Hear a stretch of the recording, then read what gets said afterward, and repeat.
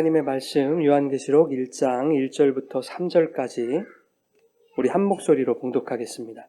예수 그리스도의 계시라. 이는 하나님이 그에게 주사 반드시 속히 일어날 일들을 그 종들에게 보이시려고 그의 천사를 그 종 요한에게 보내어 알게 하신 것이라. 요한은 하나님의 말씀과 예수 그리스도의 증거 곧 자기가 본 것을 다 증언하였느니라. 이 예언의 말씀을 읽는 자와 듣는 자와 그 가운데 기록한 것을 지키는 자는 복이 있나니 때가 가까움이라. 아멘. 살아계신 하나님의 말씀입니다. 할렐루야. 주님의 은혜가 이 시간 여러분 가운데 함께하기를 축원합니다. 요한계시록 강해 오늘 세 번째 시간입니다. 반드시 속히 일어날 일들과 하나님의 때 카이로스라는 제목으로 말씀의 은혜를 나누겠습니다. 지난 두 번의 요한계시록 강해는 개론적인 내용들 우리가 주로 다뤘었죠. 오늘은 지난 두 번의 강해를 바탕으로 해서 본문 1절부터 3절까지 이제 최종적으로 정리해 보려고 합니다. 지난 시간까지 우리는 계시록에 대해서 첫째로 계시록은 먼 미래에 있을 환난과 재앙에 대해서 경고하는 것을 목적으로 기록된 책이 아니다라는 것을 우리가 살펴봤죠. 마치 영화 인디아나 존스에서처럼 숨겨진 성배를 찾아내야만 재앙을 피할 수 있다라거나 베일에 쌓인 수수께끼를 풀어내지 못하면 재앙을 피할 수 없을 뿐만 아니라 우리가 휴거받지도 못할 것이다 라고 하는 이러한 공포나 두려움을 조장하는 책은 더더욱 아니다라고 하는 것을 우리가 살펴봤습니다. 요한계시록의 계시, 즉 아포칼립시스라고 하는 것은 이제 가려져 있던 것이 드러나는 것을 의미하는 것이었습니다. 그런데 1절에 보면은 이 계시는 예수 그리스도의 계시다 이렇게 말씀하고 있었죠. 즉 예수 그리스도로부터의 계시이고 예수 그리스도에 대한 계시였다. 우리가 이런 말씀을 나눴습니다. 히브리서 1장에도 보면요. 옛적에 선지자들을 통하여 여러 부분과 여러 모양으로 우리 조상들에게 말씀하신 하나님이 이 모든 날 마지막에는 누구를 통하여? 아들을 통하여 우리에게 말씀하셨다. 이렇게 얘기하신다고요. 로마서 16장에도 그 신비의 계시가 예수 그리스도로 말미암았다. 이렇게 말씀하시는가 하면 골로새서 1장에서도 그 비밀, 그 계시는 우리 안에 계시는 예수 그리스도다. 이렇게 말씀하셨던 것을 우리가 지난 시간까지 살펴봤습니다. 이처럼 계시는 오직 예수 그리스도만으로 나타날 수 있다라는 것을 우리는 이미 살펴봤어요. 예수님 부활 사건 이후에 엠마오로 향하는 길에서 두 제자와 예수님이 대화를 하는 장면이 성경에 기록되어 있습니다. 이 제자들이 부활하신 주님을 알아보지 못하고 믿음 없는 소리만 이렇게 해대니까 예수님이 그들에게 성경에 기록된 내용이 어떤 내용인가에 대해서 이렇게 자세히 설명해 주신다고요. 설명하신 내용이 뭔가 봤더니 바로 예수님 자신에 대해서 설명하고 있었던 거예요. 누가복음 24장 27절 말씀 우리 같이 한번 읽겠습니다. 이에 모세와 모든 선지자의 글로 시작하여 모든 성경에 쓴 바 자기에 관한 것을 자세히 설명하시니라. 아멘. 누구에 관한 것을 설명하셨대요? 예수 그리스도 자신에 관한 것을 설명하셨는데 무엇으로?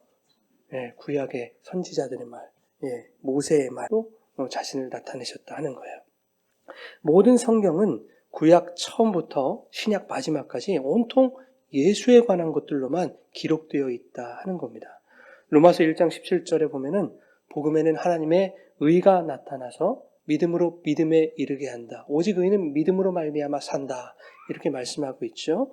여기서 하나님의 의가 나타난다라는 말이 계시라는 단어였죠. 아포칼립시스. 우리가 지난 시간에 살펴봤는데 복음에는 하나님의 의가 계시되는데 하나님의 의라는 것은 오직 예수 그리스도로서만 나타난다라고 하는 거예요. 그 복음의 목적이 뭐라는 겁니까? 오직 의는 믿음으로 말미암아 살리라라는 것이 그 복음의 목적이었다. 쉽게 말하면 복음은 계시로 나타나시는 예수 그리스도를 믿고 살게 되는 이야기다라는 것입니다.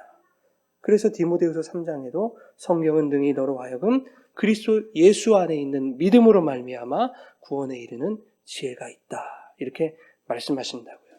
그러니 요한계시록이라는 이 계시는 자 너희들 한번 풀어봐라. 못 풀면 너희들 큰일 난다. 너희들 죽는다. 이렇게 수수께끼 출제하듯이 우리에게 주어진 것이 아니란 얘기입니다. 예수를 통해서만 구원이 주어진다라고 하는 이 모범 답안으로서 우리에게 주어졌다 하는 것입니다. 자, 두 번째, 계시록은 임마누엘을 통한 복을 말씀하고 있었다. 우리가 첫 번째 시간에 이렇게 살펴봤습니다.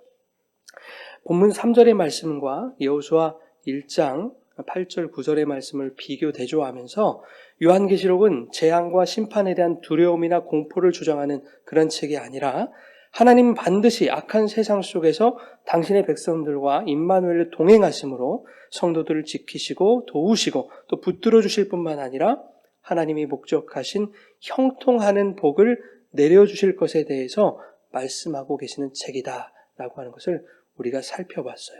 자, 이사야 55장 10절과 11절 우리 같이 한번 읽겠습니다. 이는 비와 눈이 하늘로부터 내려서 그리로 되돌아가지 아니하고 땅을 적셔서 소출이 나게 하며 싹이 나게 하여 파종하는 자에게는 종자를 주며 먹는 자에게는 양식을 줌과 같이 내 입에서 나가는 말도 이와 같이 헛되이 내게로 돌아오지 아니하고 나의 기뻐하는 뜻을 이루며 내가 보낸 일에 형통함이니라. 아멘. 여러분, 하늘에서 내리는 이른 비, 늦은 비, 이것을 우리는 흔히 성령의 단비다 이렇게 말하지 않습니까?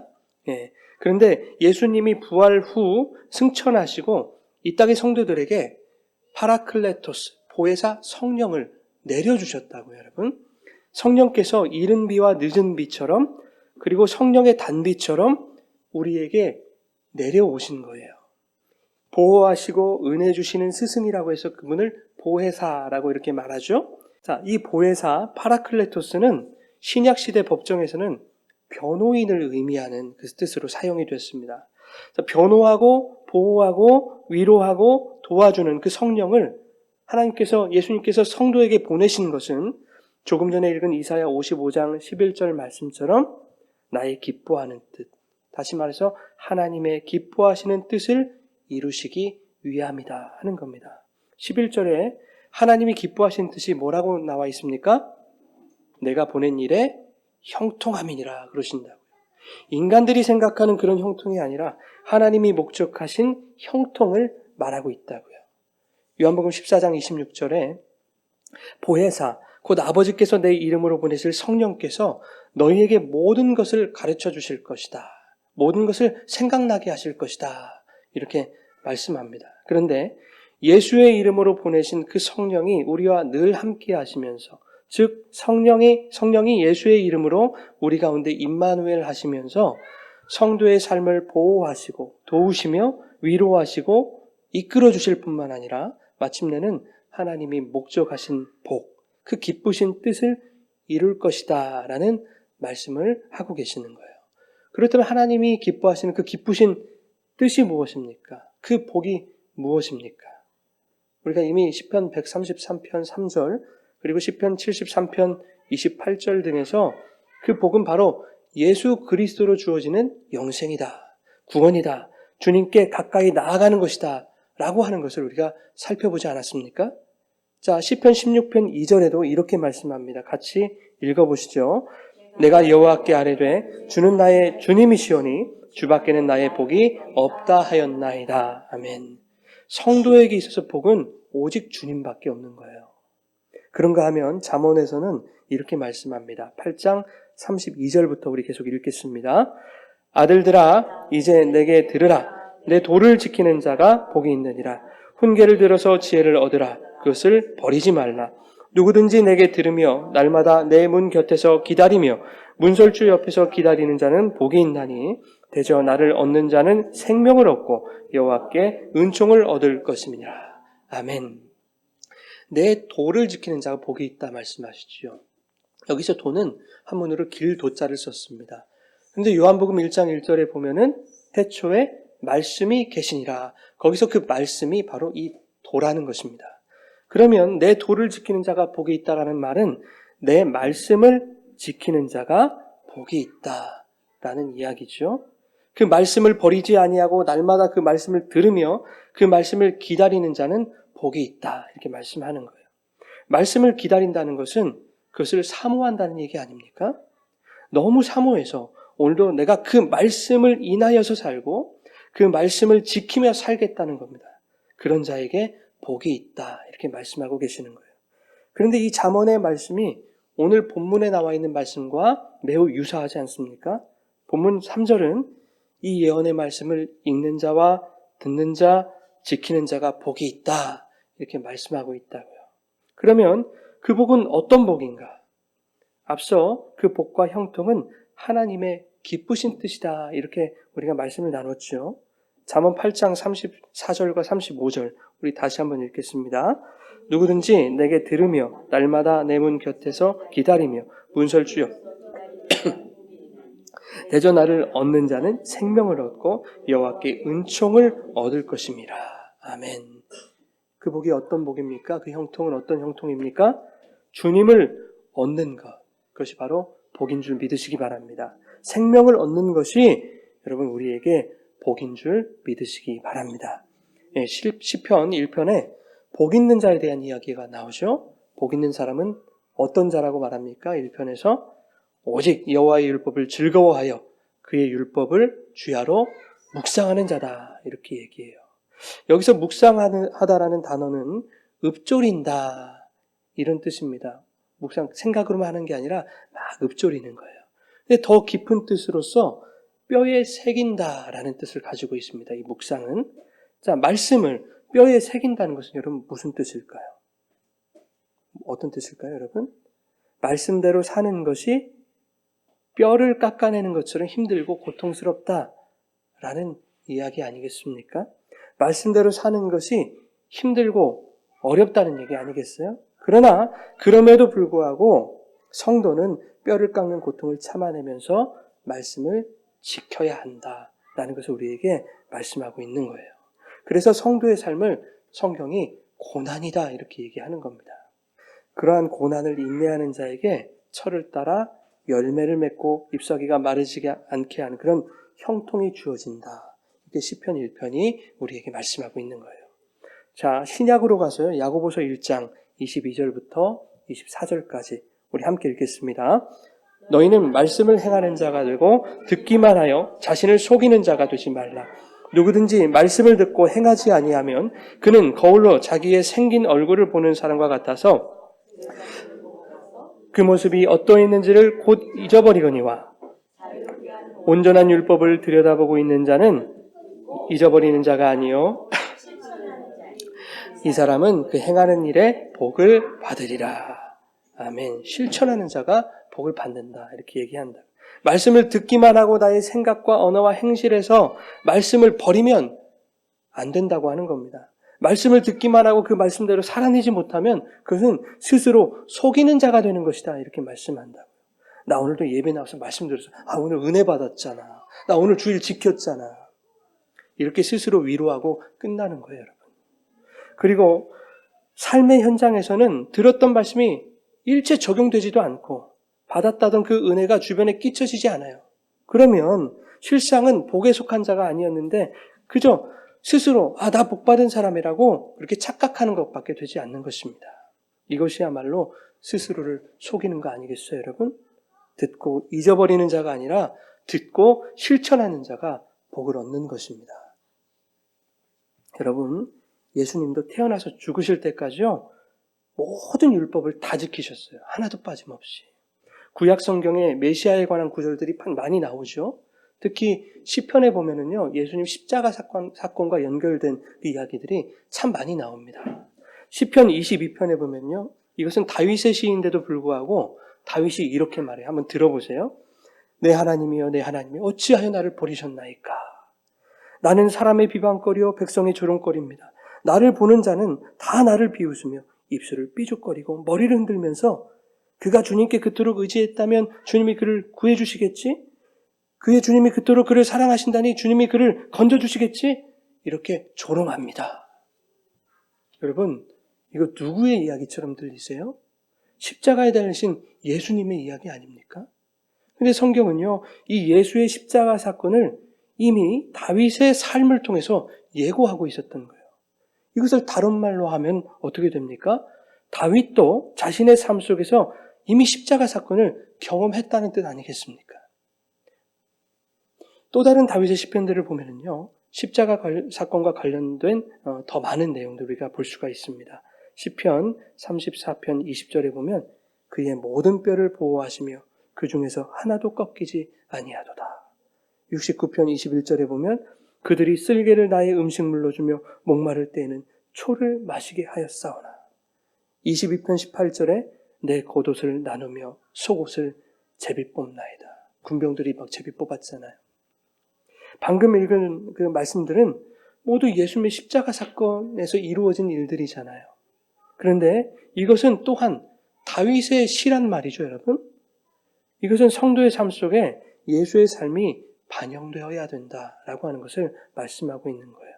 또한 예수께서는 모든 구약의 말씀을 이렇게 지켜내셨다라는 것을 의미하는 것입니다. 예수님이 이처럼 말씀을 다 지키셨듯이 예수의 삶을 나의 삶 속에 반영해야 되는 그 성도들 또한 말씀을 지키고 실천하는 삶을 반드시 살아내야 된다라고 하는 것을 오늘 우리들에게 가르치고 있는 것입니다. 물론 우리는요, 생내적으로 죄인이기 때문에 예수님처럼 모든 말씀을 다 지킬 수 없어요. 완벽하게 지킬 수 없습니다. 그러나 성도가 예수님과 연합한다고 하는 것은 소위 말하는 영적이거나 신앙적인 것들에 국한되는 것이 아닙니다. 예수님이 살아가신 그분의 삶에도 반드시 우리가 연합해야 된다라고 하는 거예요. 다윗이 자신의 시에서 그렇게 표현하고 있듯이, 그리고 바울이 말하고 있듯이 내가 그리스도와 함께 십자가에 못 박혀야 된다라고 하는 거예요. 본문 3절 우리 한번 같이 읽겠습니다. 이 예언의 말씀을 읽는 자와 듣는 자와 그 가운데 기록한 것을 지키는 자는 복이 있나니 때가 가까움이라. 자, 여기서 말씀을 읽는 자는요, 단수로 쓰였습니다. 왜 그럴까요, 여러분? 당시에 기록된 문서로서의 말씀을 읽을 수 있는 환경이 매우 제한적이었죠. 기록된 문서도 많이 없었을 뿐더러 사람들이 글씨도 잘 몰랐었던 그런 때 아니겠습니까? 예. 사람들이 모이면 한 사람이 대표로 낭독하는 경우가 대부분이었을 거라고요. 그래서 읽는 자는 단수로 쓴 거예요. 그런데 듣는 자와 지키는 자는 복수로 쓰고 있습니다. 정확히 번역하면요, 듣는 자들과 지키는 자들이다, 이렇게 기록해야 맞는 거예요. 근데 주목하고 싶은 것은요, 지키는 자들이 무엇을 지키는가 하는 부분입니다. 본문을 보면은 무엇을 지켰다 그래요? 그 가운데 기록한 것을 지킨다, 이렇게 표현을 하고 있다고요. 자, 여러분, 어떤 대표가요, 말씀을 낭독을 해줘요. 회중은 그 말씀을 듣습니다. 그러면 말씀을 들은 회중은 어디에 기록한 것을 지켜야 됩니까? 문서로 기록된 말씀은 지금 대표 한 사람만이 가지고 있어요. 쉽게 말하면 성경책은 대표 한 사람, 목사 한 사람이 들고 있어요. 목사가 읽어주는데 성도들이 막 들을 거 아니에요. 그러면 이 성도들은 들으면서 어디에 기록한 것을 지켜야 돼요? 마음에. 종이가 있었겠습니까? 펜이 있었겠습니까? 네. 듣는 자들의 마음속에, 심령 깊은 곳에 기록해야 되는 거예요. 여기서 기록하다라는 단어는 새기다라는 뜻입니다. 시편 1편에서 여호와의 말씀을 주야로 묵상한다, 주야로 뼈에 새겼다라고 말씀했듯이 듣는 자들의 심령 골수에 그 말씀을 새겨야 되는 거예요. 오래전에 위대하게 은밀하게라는 영화를 본 적이 있습니다. 김수현이라고 하는 당대 최고의 배우가 주인공을 맡았는데 이제 지령을 받고 남한에 침투한 간첩 역할이었습니다.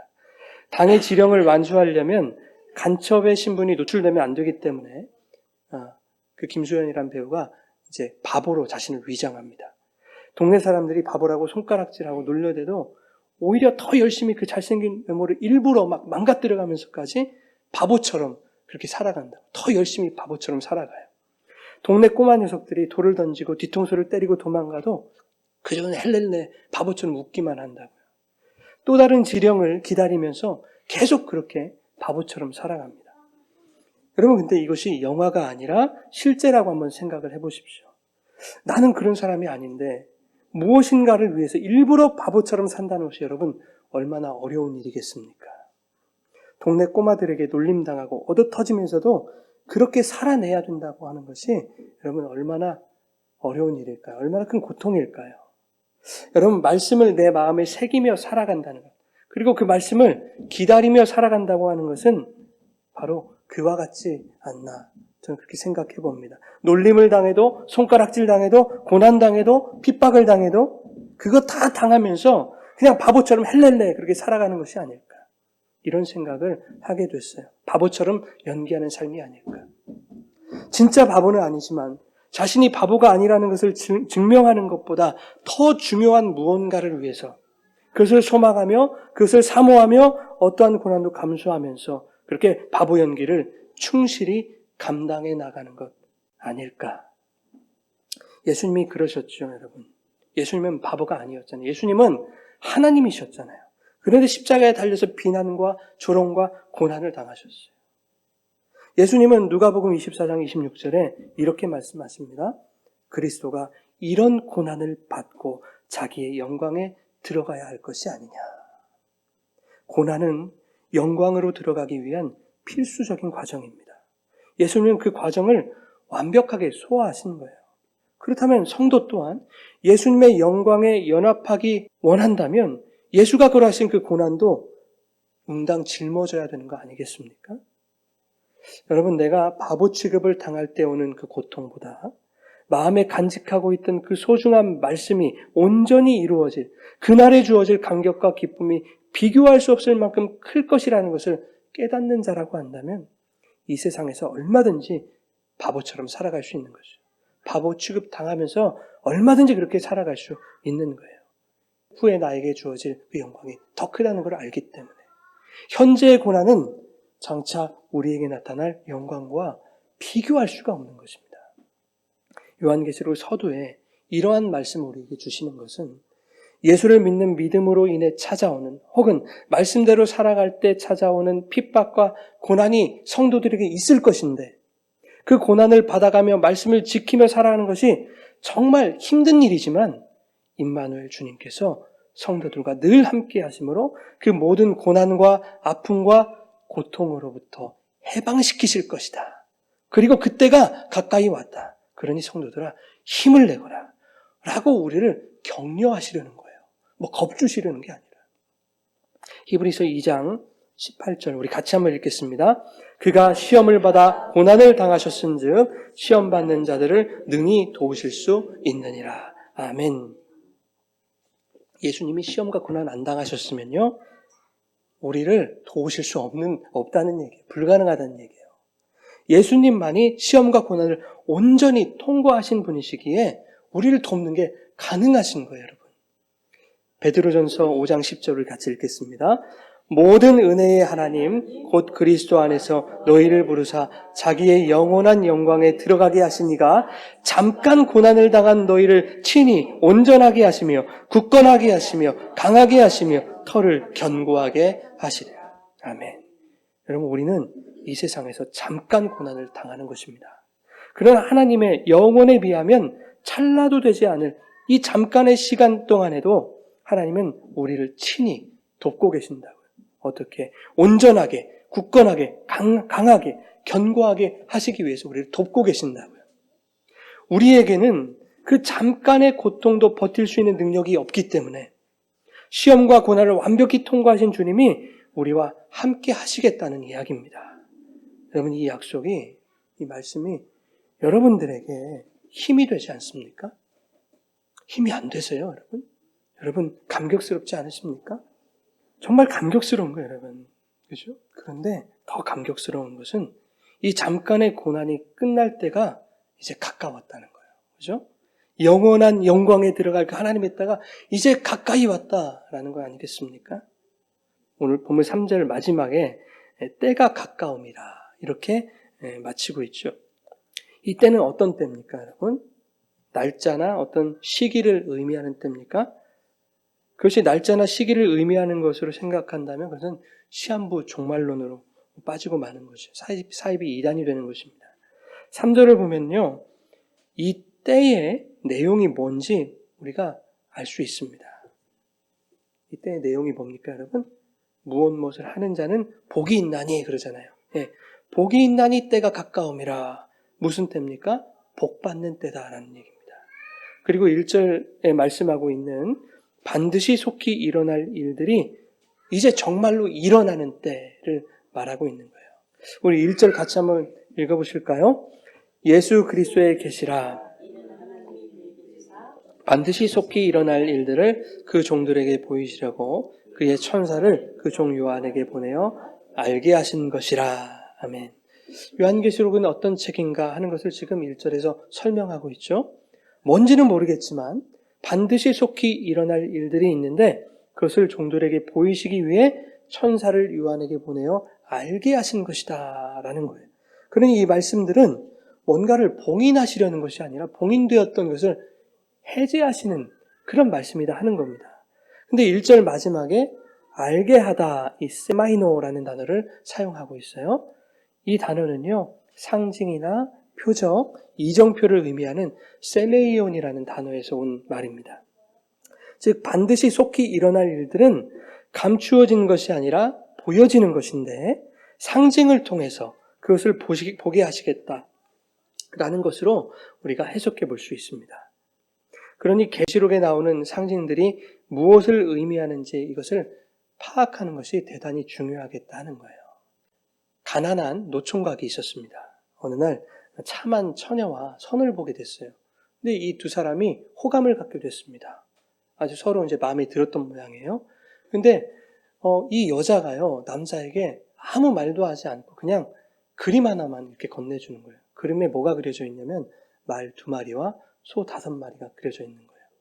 남자는 이 그림을 보고 생각했어요. 아, 나랑 결혼하려면 말 2마리와 소 5마리를 가져오시오. 이런 뜻이구나. 그러고 집으로 돌아갔어요.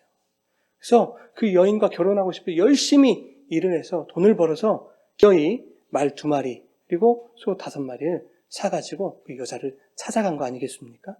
근데 이게 웬걸? 여자가 이미 결혼하고 심지어 아이를 2씩이나 낳아버렸어요. 여러분 어떻게 된 일일까요 이게? 남자가 이 여인이 준 그림의 의미를 잘못 해석했던 거예요. 잘못 이해했던 거예요. 말 2마리, 소 5마리의 그림의 의미는 뭐였을까요 여러분? 2말 말고 오소.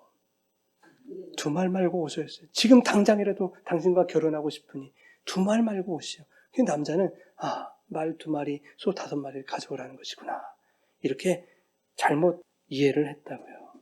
그냥 그저 보이는 상징 그대로에 집중을 하게 되면 여러분 결혼도 못하게 되는 거예요.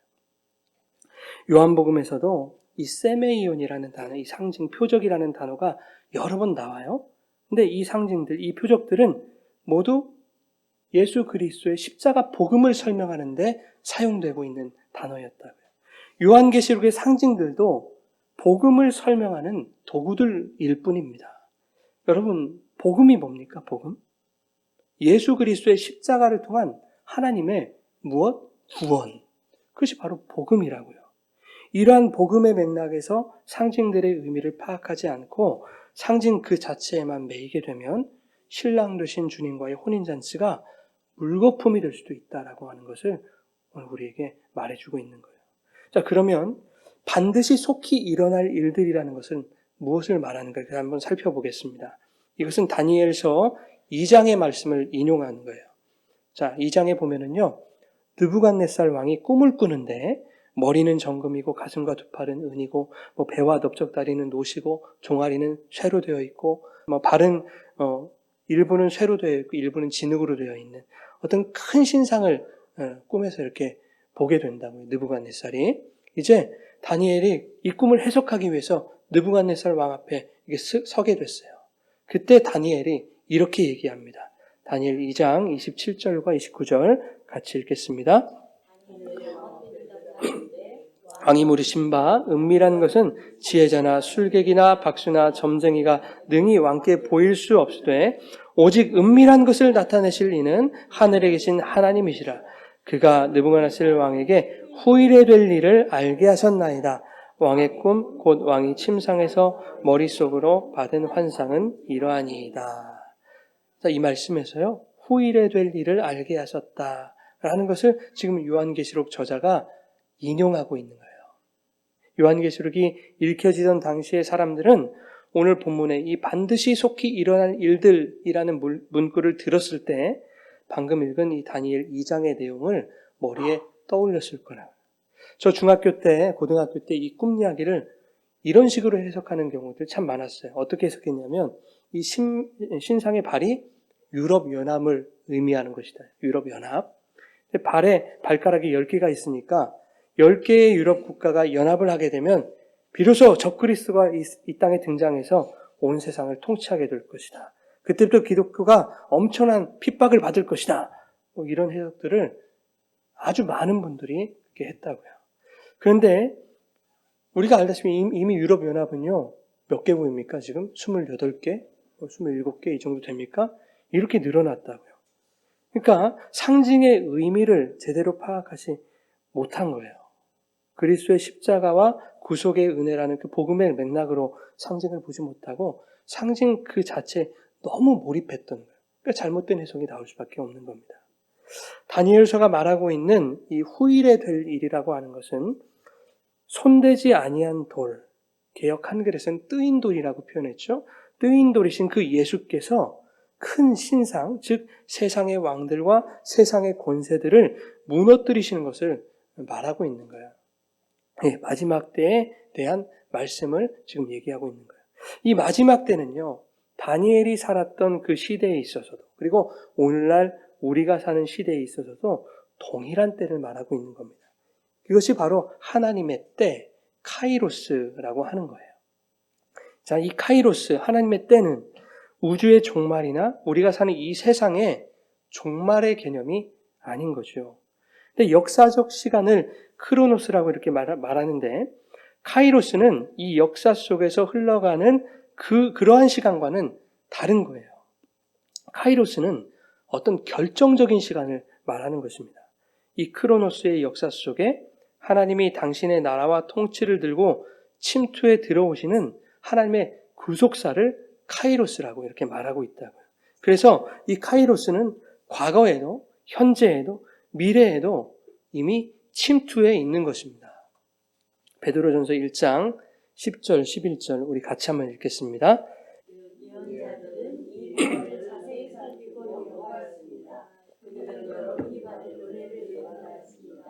누구에게 또는 어느 때에 이런 일이 일어날 것인지를 그들이 연구할 때에 그들 안에 계신 그리스도의 영이 그리스도에게 닥칠 고난과 그 뒤에 올 영광을 미리 증언하여 드러내 주셨습니다. 아멘. 이게 무슨 말인가 하면 여러분, 구약에서 선지자들에 의해 예언된 그 구원의 은혜가 예수 그리스도의 고난과 영광으로 성취되었다. 그 성취된 것이 바로 하나님의 때, 카이로스다. 이렇게 얘기하는 거예요. 어떤 시간을 말하는 게 아니라 예수님이 성취하신 그 성취를 카이로스다. 이렇게 얘기한다고요. 구원의 은혜가 누구에게 어느 때 일어날 것인가? 방금 읽은 말씀에서 이렇게 얘기하죠. 그때는 크로노스의 시간이 아니라 예수님의 고난과 영광의 성취 그 자체를 말한다 하는 것입니다. 그러면 예수의 이 성취가 어떤 양상으로 나타난지 한번 살펴봅시다. 고린도후서 6장 2절 말씀 같이 읽겠습니다. 이르시되 내가 은혜 베풀 때에 너에게 듣고 구원의 날에 너를 도왔다 하셨으니 보라 지금은 은혜 받을 만한 때요 보라 지금은 구원의 날이로다. 자, 여기서 말하는 때는 뭡니까? 이 카이로스는 구원의 때를 말하고 있습니다. 그런가 하면 베드로전서 4장 17절 우리 같이 읽겠습니다. 하나님의 집에서 심판을 시작할 때가 되었나니 만일 우리에게 먼저 하면 하나님의 복음을 순종하지 아니하는 자들의 그 마지막은 어떠하며. 자, 이 말씀에서의 하나님의 때는 뭡니까? 하나님의 때 카이로스. 예, 바로 심판의 때를 말하고 있는 거예요. 카이로스는요, 구원과 심판이 갈리는 그 결정적인 순간을 말하고 있는 겁니다. 정리해보면 반드시 속히 일어날 일들이다라고 하는 것은 예수 그리스도의 십자가 고난과 부활의 영광으로 이미 성취된 그리고 하나님의 영원 속에서 이미 완성된 구원과 심판에 대한 일들을 말하고 있는 것이다 하는 겁니다. 그래서 성도에게 있어서 그 하나님의 때는 어떤 때입니까? 구원의 복을 얻는 때이다. 성도에게 있어서는. 그런데 이 하나님의 때는 크로노스, 즉 세상 역사의 시간 제약을 받지 않는다고 했죠. 과거, 현재, 미래라고 하는 크로노스적 시간을 초월하는 거예요. 그래서 마가복음 1장 15절에 보면 예수님이 공생을 시작하시면서 처음으로 선포하신 복음이 여러분 뭐였습니까? 때가 찼고 하나님의 나라가 가까이 왔다. 그럽니다. 자, 카이로스가 찼고 그래서 하나님 나라이신 그 예수님이 이 세상에 오셨잖아요. 오셨는데 하나님의 나라가 왔다라고 하지 아니하시고 가까이 왔다 이렇게 말씀하신다. 세상 역사 속에서 구약의 언약을 성취하시고 영원 속에서 하나님 나라를 완성하신 그 예수님이 하나님 나라로 이미 오셨음에도 불구하고 성경은 그 하나님 나라가 가까이 왔다. 그러니까 아직은 오지 않았다라는 뉘앙스로 또 이렇게 말하고 있다고요. 왜 그럴까요? 이것이 바로 이미와 아직이라고 하는 신학을 설명해 주고 있는 거예요. 예수님이 이미 오셨어요. 이미 오셨지만 그래서 십자가로 구약을 이미 성취하셨지만 그러나 아직 완성된 하나님 나라가 가시적으로 우리 가운데 도래하지 않았다라는 겁니다. 하나님 나라는 이미 하나님의 카이로스 속에 완성되었지만 우리가 사는 크로노스의 시공간 속에 온전히 들어올 수가 없는 거예요. 이 시공간이 하나님의 그 카이로스를 감당할 수가 없는 겁니다. 그래서 하나님의 카이로스, 하나님의 그 때를 감당하실 수 있는 예수님이 그 완성된 하나님 나라를 품고 이 땅에 오신 거예요. 그 하나님의 카이로스를 감당하실 수 있는 분은 예수님밖에 안 계시니까. 그래서 이 크로노스의 역사 속에 하나님 나라를 들고 예수님이 침노에 들어오시면서 천국이 그렇게 우리에게 침노에 들어오시면서 성도들에게 간간히 그 하나님 나라, 그 천국을 경험하게 하시는 거예요. 그래서 오늘날은 누가 합니까? 보혜사 성령께서 그 일을 우리에게 하고 계신다 하는 겁니다. 그러나 하나님의 카이로스가 이 세상의 크로노스마저 완전히 박살낼 때가 이제 가까이 왔다라는 거예요. 그때는 드문드문 천국을 그렇게 경험하는 것이 아니라 완성된 하나님 나라를 지속적으로 그냥 영원히 살아가게 되는 것입니다. 이것이 바로 때가 가까웠다라는 말의 뜻인 거예요. 자, 그런데 때가 가까웠다라는 말에는 또 다른 의미가 있습니다.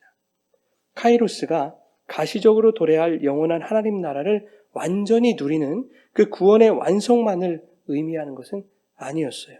어떤 이들에게는 영원한 무엇을 의미한다? 심판을 의미한다. 우리가 앞서 살펴봤습니다. 자, 우리 스스로의 구원을 여러분 장담할 수 있습니까? 여러분 스스로 구원을 장담할 수 있으세요? 구원은 하나님의 주권입니다. 그렇다면 어느 누구도 하나님이 그에게 확실한 구원을 최종적으로 허락하시기 전까지는 하나님의 그 카이로스가 나에게 어떻게 적용될지, 구원으로 적용될지, 심판으로 적용될지 그건 모르는 거예요, 사실. 그러면 우리는 어떻게 해야 돼요? 끝까지 믿음을 지켜서 의로우신 재판장이 의의 면류관을 우리에게 씌워주실 그날까지, 그때까지 선한 싸움을 싸우고 나의 달려갈 길을 열심히 가는 거예요. 디모데후서 4장 7절 말씀처럼. 표대를 향하여 그리스도 예수 안에서 하나님이 위에서 부르신 그 부르심의 상을 위해서 죽어라고 달리는 거예요. 빌립보서 3장의 말씀처럼. 여러분 마가복음 13장 32절, 37절에 이렇게 말씀하고 있습니다. 제가 읽어드리겠습니다. 그러나 그날과 그때는 아무도 모르나니 하늘에 있는 천사들도 아들도 모르고 아버지만 아시느니라. 주의하라, 깨어있으라. 그때가 언제인지 알지 못함이라. 가령 사람이 집을 떠나 타국으로 갈 때에 그 종들에게 권한을 주어 각각 사물을 맡기며 문지기에게 깨어있으라 명함과 같으니 그러므로 깨어있으라. 집주인이 언제 올는지 혹 저물 때일는지 밤중일는지 다굴 때일는지 새벽일는지 너희가 알지 못함이라. 그가 호련히 와서 너희가 자는 것을 보지 않도록 하라. 깨어있으라. 내가 너희에게 하는 이 말은 모든 사람에게 하는 말이니라 하시니라. 내가 하는 이 말은 누구에게 하는 말입니까? 믿지 않는 자들에게요? 아니, 모든 자들에게 하시는 말씀이다. 깨어있어라. 종말의 사건이 예상치 않게 일어날 것이며 우리는 언제라도 이를 준비해야 된다라고 하는 얘기예요. 모든 성도들이 자신의 모든 순간을 마지막인 것처럼 그렇게 살아가야 된다라고 하는 얘기죠. 본문 1절에 속히 될 일이라는 것은 지금 당장을 말하는 것이 아닙니다. 그때까지 남은 기간이 매우 짧다라는 뜻도 아니에요. 약속된 때가 도래하면 지체함 없이 확실하게 그 일은 반드시 일어나게 된다라는 뜻입니다. 갑작스럽게 불시에 일어나게 된다라는 거예요. 그러니 주님이 언제 그 카이로스를 들고 우리에게 오시더라도 너희들은 준비되어 있어야 될 것이다 라고 하는 그런 요청을 우리에게 하시는 겁니다. 여러분, 구약시대부터는 차치하더라도 교회의 역사가 2000년이 지나갔음에도 불구하고 반드시 속히 일어날 그 일이 아직은 일어나지 않았어요. 그렇죠?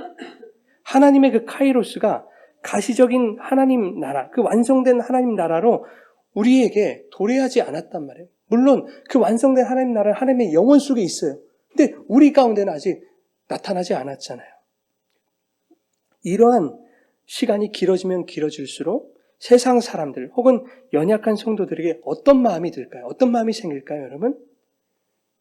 이것을 성경이 잘 얘기해 주고 있습니다. 베드로후서 3장에 보면 이렇게 말씀합니다. 여러분이 무엇보다 먼저 알아야 할 것은 이것입니다. 마지막 때에 조롱하는 자들이 나타나서 자기들의 욕망대로 살면서 여러분을 조롱하여 이렇게 말할 것입니다. 그리스도가 다시 오신다는 약속은 어디 갔느냐? 조상들이 잠든 이래로 만물은 창조 때부터 그러하였듯이 그냥 그대로다. 이렇게 막 조롱한다고요. 이렇게 성도를 조롱하는 자들이 분명히 있을 것이고 성도들 안에서도 그러한 마음을 갖게 될 자들이 점점 늘어나게 될 거예요.